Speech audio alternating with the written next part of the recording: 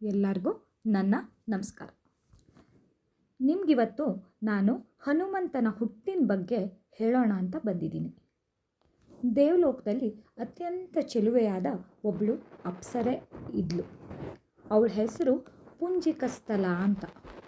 ದೇವತೆಗಳ ದೊರೆಯಾದ ಇಂದ್ರ ಭೂಲೋಕದಲ್ಲಿ ಜನ್ಮವನ್ನು ತಳೆದು ಪವನನಂತೆ ವೇಗವುಳ್ಳ ಮತ್ತು ಶಿವನಂತೆ ಶಕ್ತಿಶಾಲಿಯಾದ ಮಗನಿಗೆ ಜನ್ಮ ನೀಡುವಂತೆ ಈ ಪುಂಜಿಕಸ್ಥಲೆಗೆ ಆಜ್ಞೆ ಮಾಡ್ತಾನೆ. ಅವನ ಸೇವೆ ರಾಮನಿಗೆ ಸಿಗಬೇಕು ಅಂತ ಇಂದ್ರನ ಸಂಕಲ್ಪ ಆಗಿರುತ್ತೆ. ಇಂದ್ರನ ಆದೇಶದಂತೆ ಪುಂಜಿಕಸ್ಥಲೆ ವಾನರ ರಾಜನಾದ ಕುಂಜರನಿಗೆ ಮಗಳಾಗಿ ಜನ್ಮವನ್ನು ಎತ್ತುತ್ತಾಳೆ. ಅವಳು ಅತ್ಯಂತ ಸುಂದರಿಯಾಗಿದ್ಲು. ಆಕೆ ತಾನು ಬಯಸಿದ ರೂಪವನ್ನು ಹೊಂದಬಲ್ಲ ಸಾಮರ್ಥ್ಯವನ್ನು ಪಡೆದಿದ್ಲು.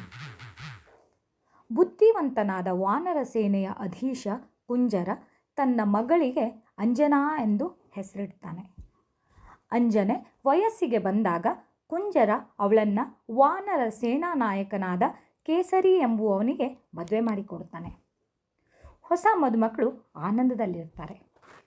ಒಂದು ದಿವಸ ಅಂಜನೆ ಸುಂದರ ತರುಣೆಯಾಗಿ ಮಾರ್ಪಟ್ಟು ಗುಡ್ಡಗಾಡಿನಲ್ಲಿ ಅಡ್ಡಾಡ್ತಾ ಇರ್ತಾಳೆ. ಅಲ್ಲಿ ಹಿತಕರವಾದ ತಂಗಾಳಿ ಬೀಸ್ತಾ ಇತ್ತು. ಒಮ್ಮೆಲೆ ಪರಿಮಳ ಭರಿತವಾದ ಬೀಸುವ ಮಾರುತ ಅವಳಿಗೆ ತಾಗ್ತು. ಆ ಮಾರುತ ಅವಳಲ್ಲಿ ರತಿಭಾವವನ್ನು ಉದ್ದೀಪಿಸಿತು. ತನ್ನನ್ನು ಯಾರೋ ಒಪ್ಪಿಕೊಂಡಂತೆ ಎಣೆಯಾದಂತೆ ಅವಳಿಗನ್ನಿಸ್ತು. ವಾಯುದೇವ ಆಕೆಯ ಚೆಲುವೆಗೆ ಸೋತಿದ್ದ. ಅವನು ಅವಳನ್ನು ತನ್ನ ಕೈಗಳಿಂದ ಎತ್ತಿದ್ದ. ಆ ಸ್ಪರ್ಶದಿಂದ ಅಂಜನೆಗೆ ಕಸಿವಿಸಿ ಉಂಟಾಯಿತು. ಪರಿಸ್ಥಿತಿಯನ್ನು ಅರ್ಥ ಮಾಡಿಕೊಂಡಂಥ ಈಕೆ ಅವನನ್ನು ಪ್ರತಿಭಟಿಸ್ತಾಳೆ. ಹೇ, ಯಾರು ನೀನು? ಹೀಗೆ ನನ್ನನ್ನು ನಿನ್ನ ತೋಳಲ್ಲಿ ಎತ್ತಿರುವುದೇಕೆ, ಅಪ್ಪಿಕೊಂಡುವುದೇಕೆ ಅಂತ ಕೇಳ್ತಾಳೆ. ನಾನು ವಿವಾಹಿತೆ ಹೇಳಿ ನಿನ್ಗೆ ಗೊತ್ತಿಲ್ವಾ ಅಂತ ಕೇಳ್ತಾಳೆ. ನಾನು ಪತಿವ್ರತೆ ಎಂದು ಗೊತ್ತಿಲ್ವೇ ನಿನಗೆ? ನೀನು ಮಹಾಪಾತಕವನ್ನು ಎಸಗ್ತಾ ಇದ್ದೀಯಾ? ನಾನು ನಿನಗೆ ಶಾಪ ಕೊಡ್ತೀನಿ, ನೀನು ನನ್ನ ಕಣ್ಣಿಗೆ ಕಾಣಿಸಿಕೊಳ್ಳು ಅಂತ ಕೇಳ್ಕೊತಾಳೆ. ಆಗ ಪವನ ಅವಳಿಗೆ ತನ್ನ ರೂಪವನ್ನು ತೋರಿಸ್ತಾನೆ. ಸುಂದರಿ, ನಾನು ವಾಯುದೇವರು. ಇಂದ್ರನ ಆದೇಶದಂತೆ ಇಲ್ಲಿಗೆ ಬಂದಿದ್ದೇನೆ. ರಾಮನಿಗೆ ನೆರವಾಗುವುದಕ್ಕಾಗಿ ದೇವತೆಗಳಾದ ನಾವೆಲ್ಲ ಇಲ್ಲಿ ಕಪಿಗಳಾಗಿ ಜನಿಸಿದ್ದೇವೆ. ರಾಮನೆಂದರೆ ಮಹಾವಿಷ್ಣುವಿನ ಅವತಾರ. ನಾನು ನಿನ್ನನ್ನು ಆಲಂಗಿಸಿ ಕೂಡಿರುವುದು ಆತ್ಮಿಕವಾಗಿ ಮಾತ್ರ. ನಿನ್ನ ಚಾರಿತ್ರಕ್ಕೆ ಇದರಿಂದ ಯಾವುದೇ ರೀತಿ ಭಂಗ ಬರುವುದಿಲ್ಲ.